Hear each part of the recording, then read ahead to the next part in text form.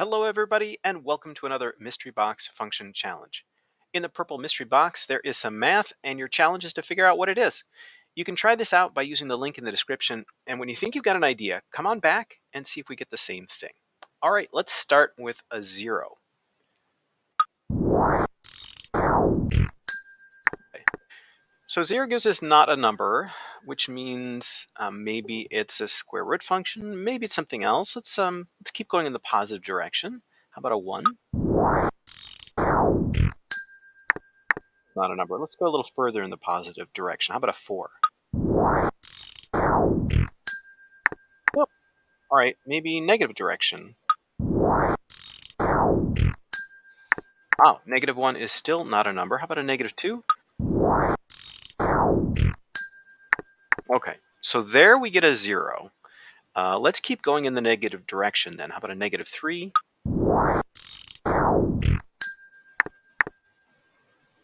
Oh, -3 gives us 0.5. How about -4?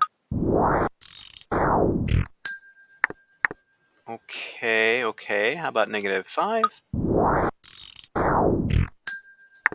I think I see what's going on, and I think -6 is going to give us a whole number here. There we go. Okay, so I think we do have a square root function. These not a number errors over here alerted me to that in the first place. And then we do have that shape, right? But it's pointing the wrong direction and it's been moved over a little bit. So it's been reflected across the y-axis, first of all. So normally the square root function is going to look, here and then 1, and then at 4, you're going to be at 2, and it, tapers off like that. So something like that. We've got one that's, first of all, a little shallower, doesn't rise as quickly, and it's over on this side. So it's been reflected across that y-axis and then moved over too.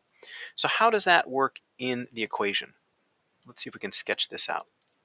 So reflecting it across the y-axis requires us to put a negative sign on the x inside the square root, inside the radical. So I'm going to leave a little space there because I think we've got a multiplier too. But first of all, I think we've got a -x. That's going to flip it over here. Now we've moved over 2 as well, and because this is already negative, I think we have to put a -2 here. You might be used to this having to be a +2 inside the parentheses or the radical sign or whatever if we're moving in a negative direction. But since we've got a -x on this already, I mean, you could think of what's inside the radical as a negative sign times x plus 2. That might be a better way to think about it, but that's why that one's negative. And then, so that should move it over to, we'll test all this with some points to make sure we're on the right track. I think we've got a multiplier here of a fractional multiplier because it's making it shallower here. And I noticed that at -3, it's 0.5. And if it's 0 here, 1 away, if it was just the square root of a -x, you'd expect it to be at 1. It's at 0.5. So I think the multiplier is 1/2, and that was borne out here at -6. Let's put -6 in here to show you the math behind this. So 1/2 times the square root of a negative -6 minus 2.